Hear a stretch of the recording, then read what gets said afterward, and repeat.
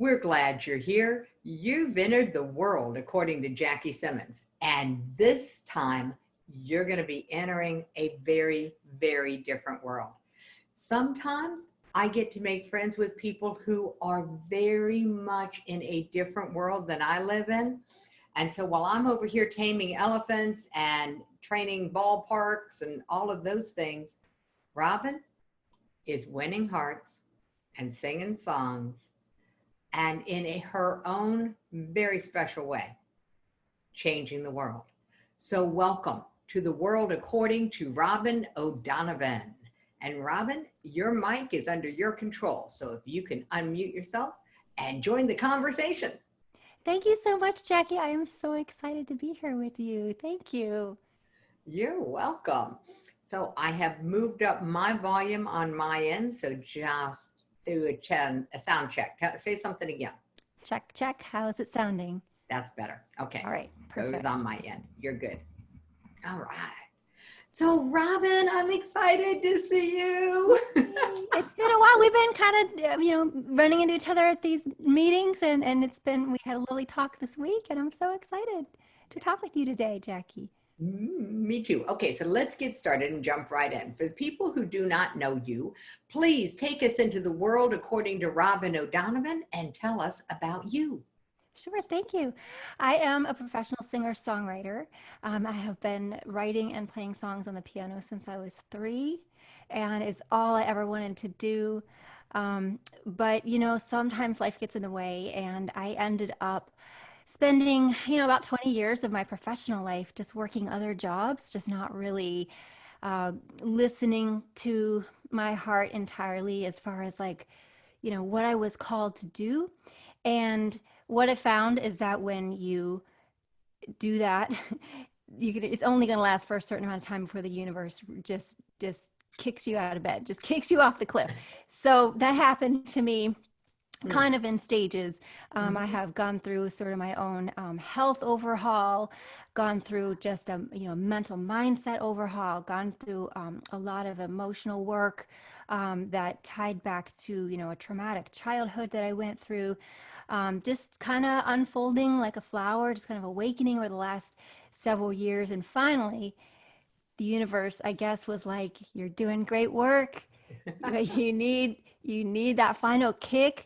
And so all of that work was really kind of done from the confines of me still working like a 9-to-5 job. But for the third time in 4 years, the universe, I guess, arranged for me to be laid off.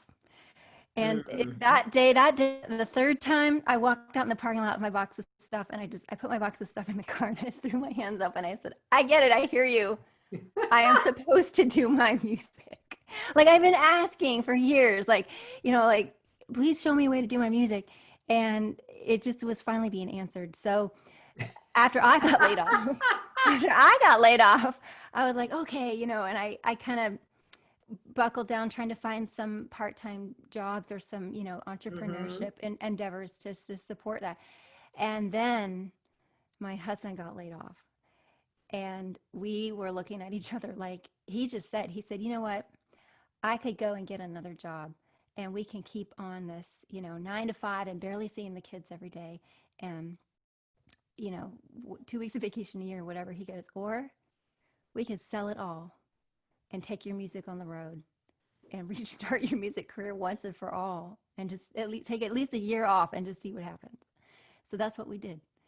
And we spent a year traveling the country, and there's more to that story, but I'll leave it there. And it kind of leaves me where I am this year.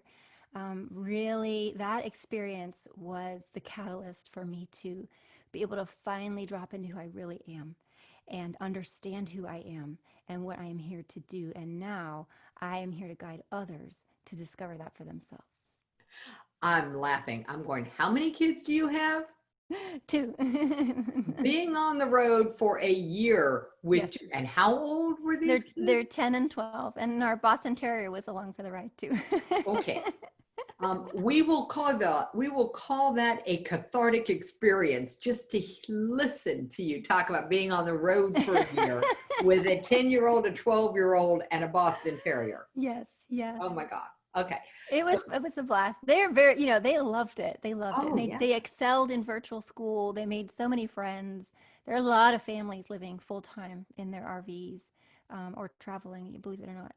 Oh, I absolutely believe it. I have a few friends who do. My dad and stepmom did for over a decade. Wow. So yeah, the Bohemian lifestyle works really well for especially if you're a musician.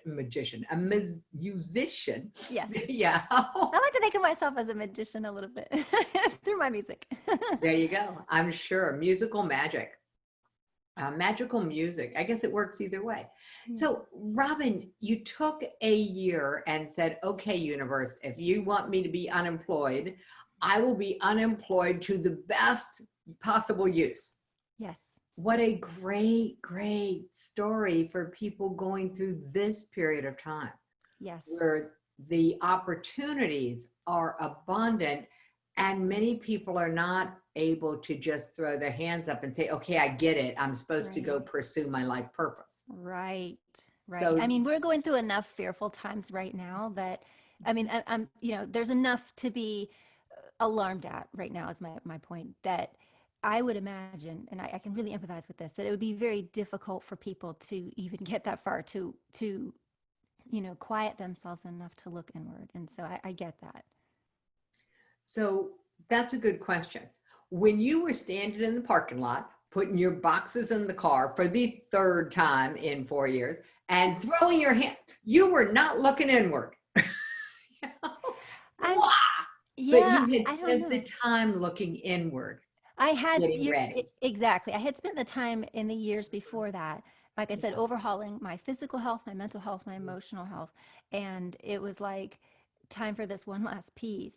At the time, I was calling it. I was sort of spinning up a coaching brand called Space to Smile, which is based on the name of an old song that I wrote. That you need to clear these things out of your life, like the physical toxins, in your body. Like I Mhm. had toxins that were just hijacking my brain. I was not myself. I couldn't think clearly. I was depressed because of it. My serotonin levels were messed up. A lot of issues, to clear your inner toxins, to clear your mental, Mhm. blocks and mindset, and just junk stories that are holding us back, to Oh, clear, yeah.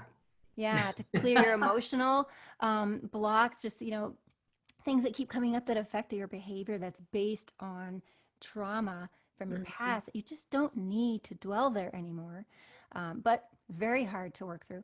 And then finally, clearing our physical realm, literally selling just about everything we sold. We saved, including the dream house. We saved, I think between all four of us, maybe 50 boxes of Mhm. mementos, papers, art, a few precious things, and my piano. my grand piano went to a babysitter, um, and the keyboard went with me on the RV. But I mean, that was a cathartic experience in itself, to get rid of everything. That's where, once you've done that, Mhm. and I'm not saying everybody has to sell everything, but once you have done this kind of work to some Yeah. degree, that's when you are able to look inside yourself and really say, okay, wow, I can't even be defined anymore by this stuff or these roles, or these emotions or these thoughts. Like, what's left? And that's where it gets exciting. That's where the real work, I think, begins.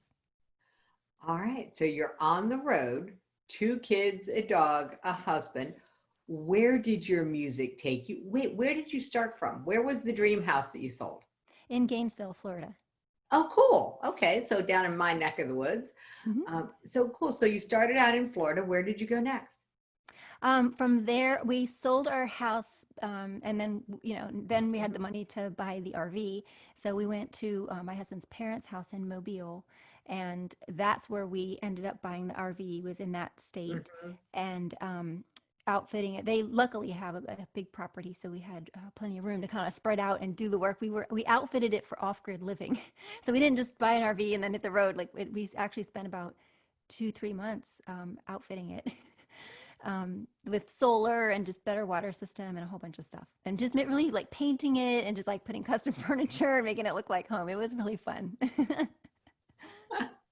Cool. Well, it's worth putting an investment into your home. And in this Yes. case, your home had wheels. Yes. Yeah. Yes. For everyone who is struggling with these sudden shifts and just life hands us shift. I mean, shift happens. Yeah. Robin, what's the one attitude that got you through this time the easiest? I would, are you referring to the pandemic right now? Or are you referring to like what I I'm went talking through? about what you went through on your Yeah. journey, the lessons Okay. you learned there. Yes. Because we don't know when people are going to be listening to this Yeah. podcast, Okay. but we do know that Mhm. shift will still be happening. Yes. Yes. It's not like the times ever stop changing. Right. Right. And to your point, that is really the lesson that I learned is that like, I'm not really, um, I spent a lifetime trying to be in control.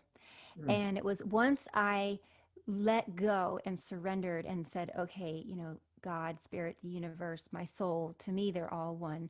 I said, when I surrender and I am open to receive what it is I'm supposed to do, Mm-hmm. that's when the answers come. That's when the answers of like what meaningful action I can take. That's when the people, the resources come into my life. That's when the abundance comes into my life. So it's so hard in this day and age. We're taught to keep control. But so much of what I went through, like with my health crisis, was out of my control until I had to surrender and be like, what is happening to me? Because I was going to doctor, just to use that as an example, I was going to doctor after doctor, and they were just like, oh, you're just depressed, you're a new mom. But I had all these really weird symptoms, and that didn't cover what they were saying. They were throwing medication at me, and I was like, no, I had to listen to my gut, my intuition. Mm-hmm. That's really what got me through. And by doing that, I did my own research, and I realized that what I was suffering from was very simple. It was celiac disease. But not knowing that was devastating. It was just devastating my whole life. So, and then knowing that, I was able to, you know, obviously change my diet and work past that. So it's just about, following your intuition and just surrendering to it, honestly. So I love the conversation, and I'm going to hold you accountable for giving some step-by-step ways that people can start tapping into their intuition more, that they can start winding down all of the drama and stress, Yeah. because we all have it. Yes. We all have invitations to drama, Yes. whether it's from a newscast or whether it's from a neighbor or Yes. whether it's from our niece. It doesn't matter. We Right. all receive multiple invitations to drama every day. Yes. So let's talk some tactics for a minute. What are some tactics that people can use? And, if one more person tells me to meditate, there's a risk that my microphone is going to get launched. I got you. And that's because that's such nebulous, such vague advice. Like It's what is very meditation? vague. Like, I cannot find two books that agree on what Right. meditate is. And Right. everyone who says you just empty your mind has never looked in a dictionary where meditate says to think on one thing deeply and exclusively. Yeah. Right. And which makes meditation very close to depression. Because when someone is suffering from depression, experiencing those symptoms, they've got one thought ruminating through their head, one predominant thought. So meditation and depression state are very similar. it's interesting you say that. Yeah. I mean, I was in a depressive state for years, and I guess you could look at it they're almost polar opposites, but in that way they're so, yin yang. They're so together. It's the same with our bodies and emotions. Our bodies cannot tell the difference between whether we're afraid or whether we're excited. It's the same physiology. So in the brain, it's the exact same symptom, Yes. just what you're focusing on. One is automatic and automatically negative, Right. the natural negative bias of the brain. Mm-hmm. And the other is more or less under our control. Yes. Yes. Well, and I'll say this, like, too, your mind cannot differentiate between what's real, like actually what's happening out here. A lot of people don't realize this, between what's real and what you imagine. So, this is probably not step one in how to answer your question. It's probably further down the line, but I want to mention it while I'm thinking of it, because whatever we imagine is our reality. I can't stress this enough. It's so powerful. I have become a master manifester. I mean, I could tell you so many stories of like amazing things that I've manifested. Hold it. You cannot open that loop. I'm not. Now you have to tell us a story. All right, I'll tell you one. An amazing manifested story, because you are not allowed to open that loop and not close it. All right. Now you have to tell me 3. Well, now and 2 later. I will. So one is, and this is going to open another loop that, if we have time, that's okay. But we're good. Last summer, we were in Carpinteria, California, near the coast, and it was just a magical place for me. I don't know if anyone can resonate with this, but like some locations just feel really, I don't want to say spiritual because it's kind of woo-woo, but just I felt very grounded. I felt also very electrified by this location, and it just really helped me drop into, like I was saying earlier, like who I am, who I really am. And I'm going to elaborate on that in a bit. But I ended up taking this course online with somebody that I've been following for a while on self-love, because I wanted to study it deeper. And she took us through this like visualization. She was like, okay, just the gist of it was like, I ended up writing down this vision that I had. And the vision that I had was, I am going to live in my own beautiful house. I'm going to wake up every morning in my beautiful bedroom and go out to my beautiful studio where my grand piano is in a white room with wood floors. This is just what I saw. Like, she was walking us through the vision. This is what I saw. And so I wrote it down with sunlight coming in through the windows. My whole studio is there. I can sit down and compose and write songs and record.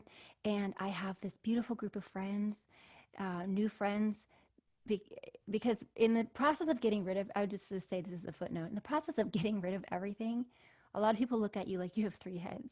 And we lost some friendships in that. And I had never really had like a tribe to run with, I felt like. So this was just, it was a meaningful part of the vision to me. And, I just thought, I'm going to be making a living with my music. I'm going to be an amazing parent to my kids. And this was all part of the vision. Footnote. Well, okay. All of that came true within 8 months, to the letter. Wow. The white room, the piano. I missed my piano so much. That's one reason, the piano, because we were on the road, but my grand piano was back in Florida at a friend's house. And, because I didn't want to put it in storage, but I missed it. And I just had a sense that next year we would be, or at least I would be settled. And so, yeah, I have my own beautiful house. My husband and I ended up getting divorced in December. Amicable, well, nothing to cry about, something that we had been talking about for a while. That trip was kind of our last hurrah. But I kind of knew it was coming, and I didn't know. That visualization was so strong. It was so important for me to have this to latch onto, because I had no idea when, where, or how the marriage was going to end. All I knew was that I was being so strongly called to do this work, and I wasn't in an environment that it was allowed, that it was able to happen. So all of it has come true in a span of about 8 or 9 months. No. And I'm going to say most marriages would be highly, highly challenged to go through what you all went through, with both of you losing your jobs, losing your identity, then packing it, selling everything and packing it all up and going on the road with 2 kids and a dog for a year. My daddy said that if people who were thinking about getting married would go on a camping trip with each other for a month first, yes, most marriages would never occur. And the 2 people just had to go into the woods on a camp for a month, where they had to deal with each other for 24/7 for a month. That would be the end of they would never get married, not to each other anyway. That's a great point. I mean, don't know. Yeah, I mean, to your point, it's funny. The irony is, we had a blast. That trip was amazing. I mean, we got along great. It wasn't the trip that It wasn't the trip Oh, that was the last straw for us, at least. I totally agree with what you're saying, though, Jackie. For us, we were always so good together, working on projects, working on albums. You know, my albums, working on. We renovated several houses. You know, we built this RV. You know, taking a trip, planning trips. Like we were always really, really good at projects. It was just kind of a lot of other things that we had really just fallen through the cracks and just couldn't figure it out.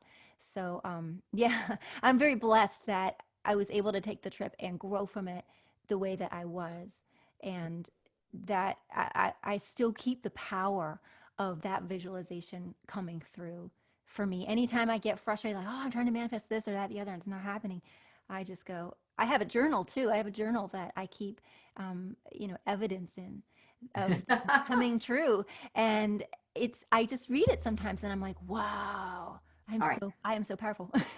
That's a really powerful point. And so this is a practice that I absolutely endorse. And so for anyone who is looking at having a little more magic in their lives, a little more manifestation demonstration, the Hmm.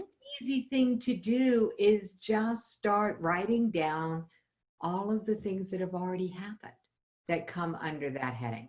Exactly. Exactly. Just tracking the reality. Most of us spend our lives arguing with reality, Robin. Yes. And it's Yes. because the whole culture is focused on what's wrong. If we took 5 minutes a day and wrote down what was right, Yeah.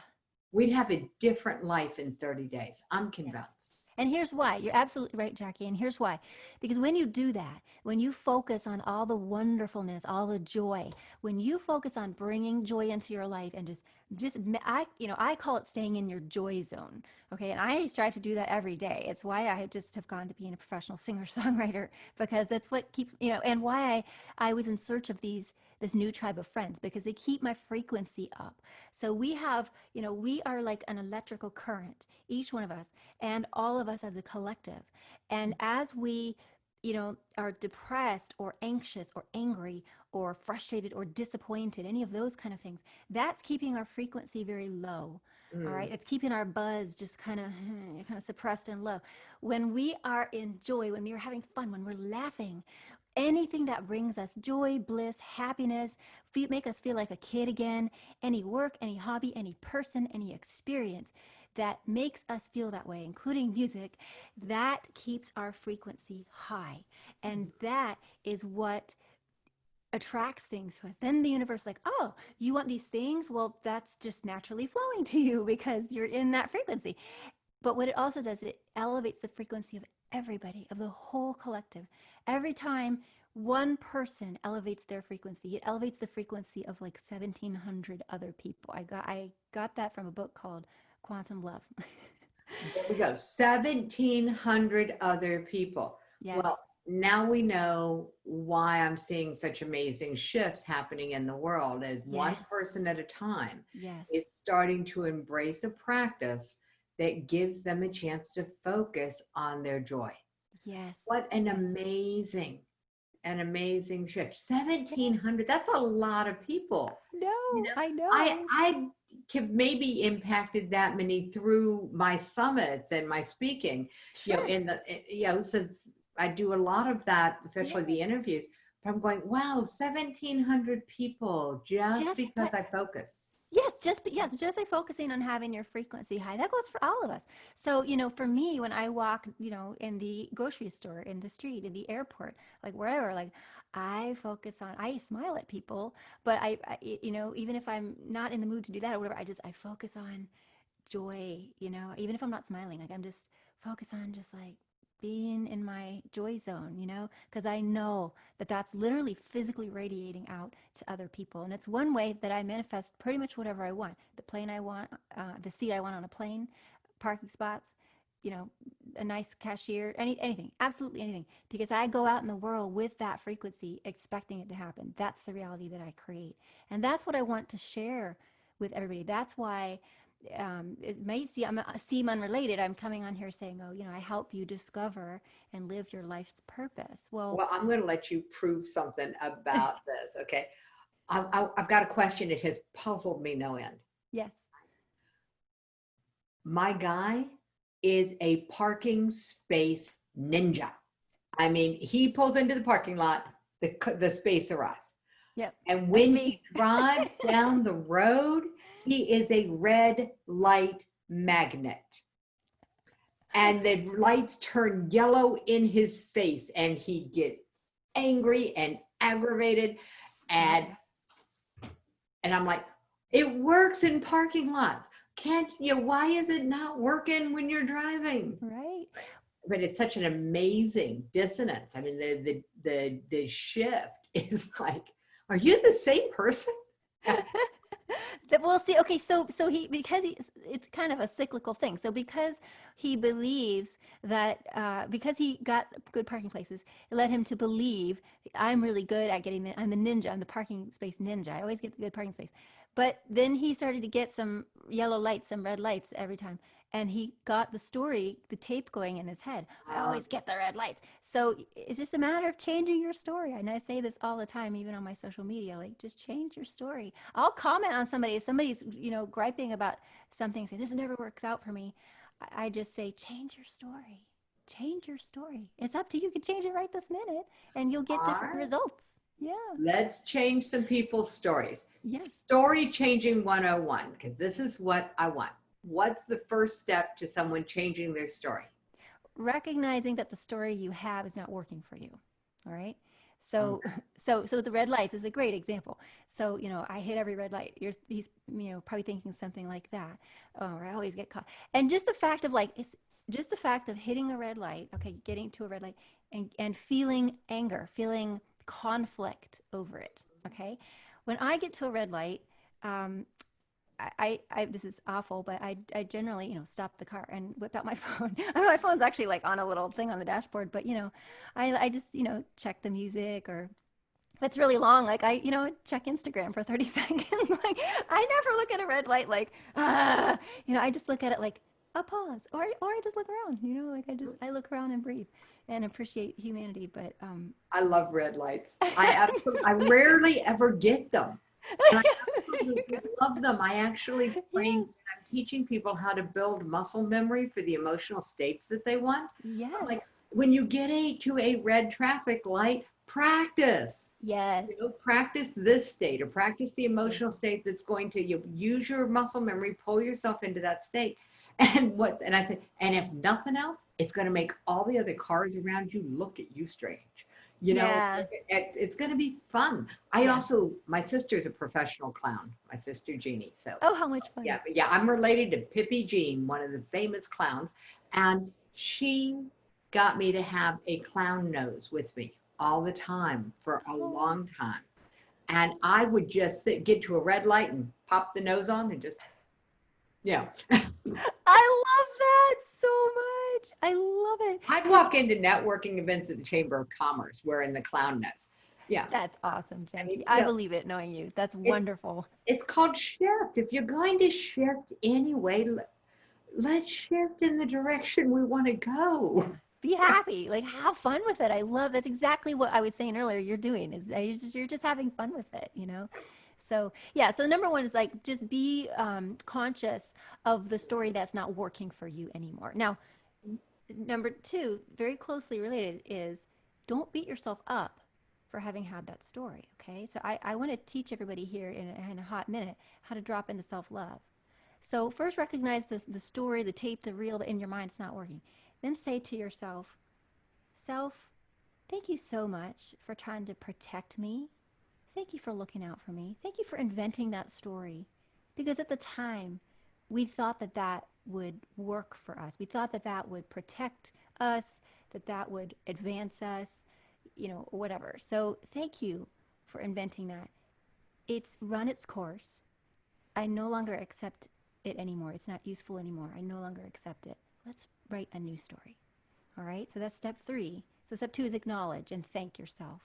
That's very important. It's very important. If you don't do that, all the rest of this is going to backfire. But that's a major component of self-love. And then step 3 would be invent your new story. All right? And a new story could just be all of this is just the opposite, the positive opposite of whatever it was. So, and you can decide. You can make it either I love catching red lights, or I always get where I need to go on time, or because maybe that's at the heart of like what's really wrong, or I always get the green lights. I mean, go for it. You know, it will change. If you come out the gate, I always get the green lights. I always get the good parking places. I always get a green light. Now, obviously, statistically, for the rest of your life, you're probably gonna still get some red lights, Yeah. but it's gonna But feel much more like green light. always might not be the Yeah, accurate observable phenomenon, but the yeah, energy of yeah. that is the Exactly. energy of that. Exactly. I And the mean, case people in who are point. literal. Oh, Yes, yes, yes. And I mean, you know, like for lights, it's not realistic. That for that example, now I'm going to have to go to a different example because you know we're all going to have to catch some red lights sometimes. However, I've had a running story backed up by my new, you know, health situation over the last number of years, um, both you know physically and mentally and emotionally. I've had a running story for 6 years. I don't get sick. I don't get sick. I don't get sick. And I have never in the last 6 years had as much as a cold or hmm allergies. I yeah. don't expect to get COVID. I'm not crazy. I'm not running around without a mask and not social distancing, you know, but it's very, very important that we tell ourselves the right story. If we sit there and wallow in the fear of something, that's the Well, same as telling ourselves the story of, oh, this is going to happen to me. all right. So we're going to bring this up because your volume's a little low. So I'm going to Okay. repeat some stuff just a little bit. This idea of strengthening the immune system. This is the drumbeat that people are going around, and it's all about get this amount of sleep, drink, you know, have this high. And I'm going to say strengthening your immune system begins with your attitude. Yes. So true. So I true. The easiest thing in the world is to make a new decision. Yes. It just is, and it sounds like you have made several. Now, we're going to, I have to remind myself because I promised that we would get people something very special that they would be able to find you online and you get to share with them what's the best way. If they want to find out more about the world according to Robin O'Donovan, yeah, whether it's about the music or whether it's about the life attitude, where do they go? The best place is probably coachrobino.com. So There we go. that's where, yes, that's where you're going to find my story, as well as some links, if you're curious, some links to my music artist page, and which on that you can also find links to other services that I do, such as writing songs professionally. All right, so you're going to have to say that again a little louder because I Okay. didn't catch any of it. Sorry. So the best place to go is coachrobino.com. hmm And that is going to include links to, for instance, my music artist page, if anyone's interested, you know, in my songs as an artist. And then also on my music artist page, you can see information about some of my other services, my custom songs, custom music for business, and that kind of thing. That's how we met. It was all about the custom songs. Yes. Okay, we're going to take the last few minutes here. We're going to go into life-changing music.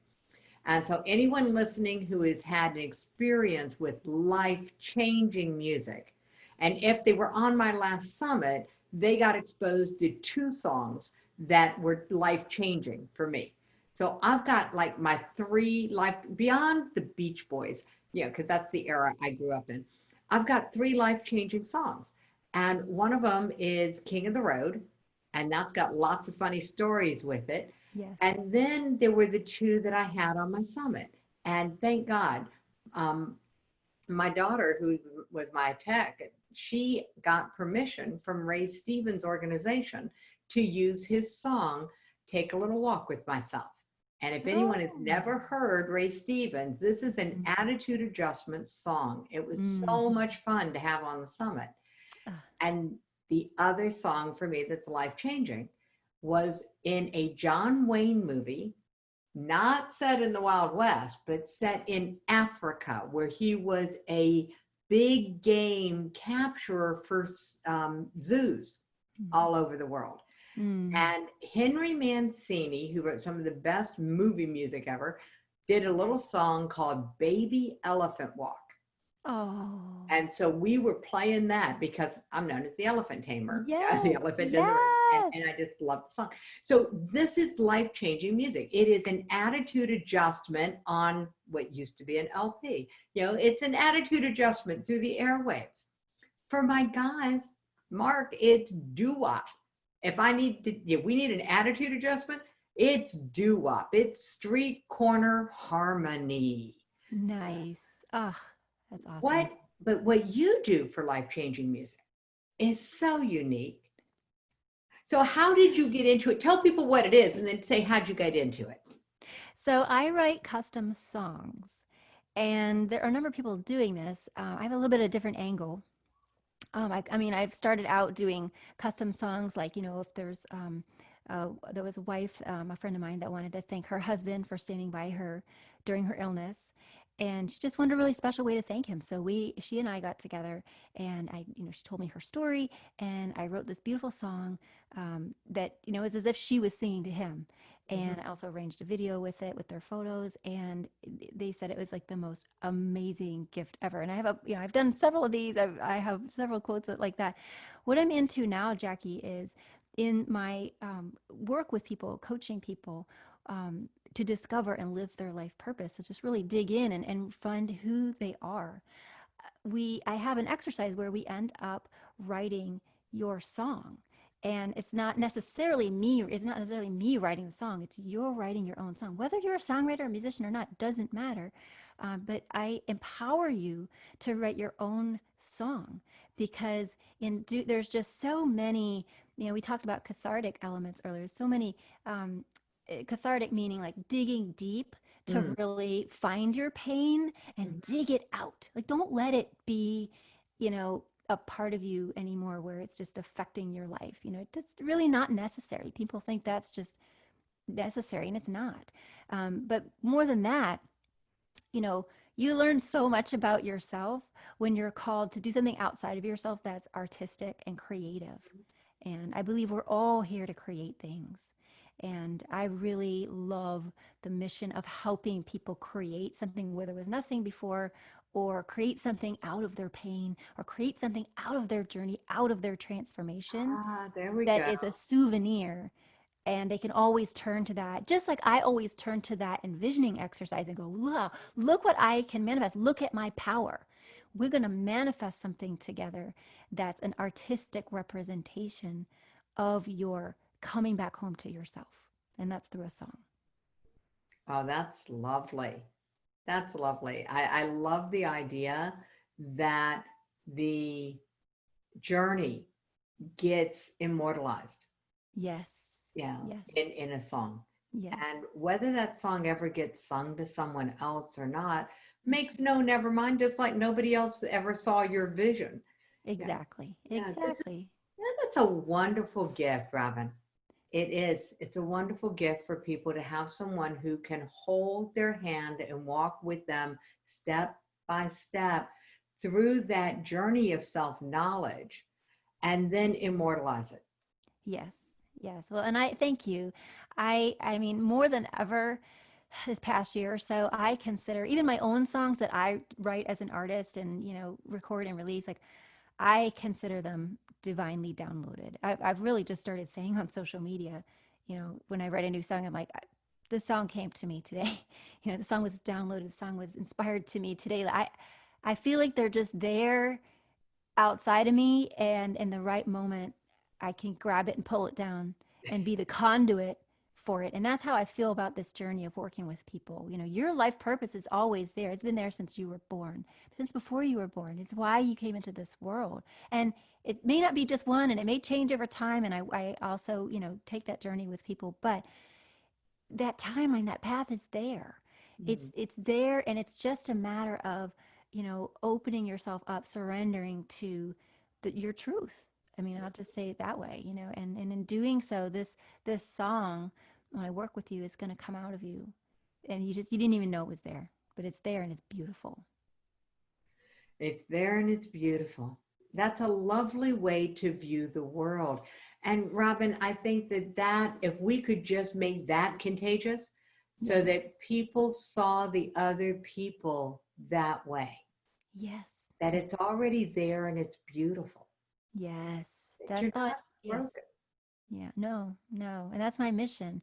I really, really believe, Jackie, and I say this all the time, that if we could all just drop into self love and really just understand and deeply appreciate our who we really are, and then allow that person to shine forth, Hmm.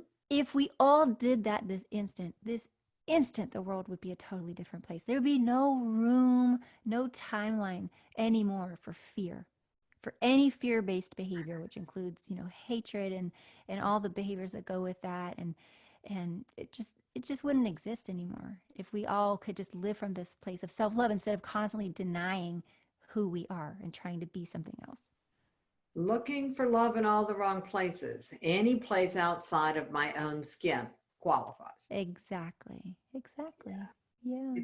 It's a true gift that you have, Robin, and I really appreciate you coming on the show, Thank letting us you. come into your world Thank you. where manifestation is the norm. You Yes, know? yes, it is. It is. And the power to change your story is a birthright that we all have.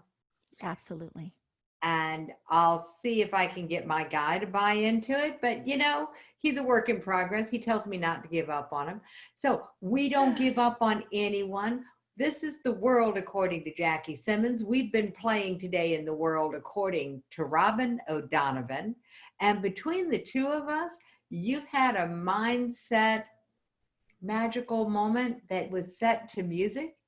And so, whatever song is your song, if you have your immortal songs, put them in the comments, put them in the chat, and let us celebrate them with you, because life just is such a wonderful journey, especially when you let it be set to music. So, thank you again, Robin. Thank Thank you, you. everyone, for listening. Thank you so much, Jackie. It's been an absolute pleasure. Thank you.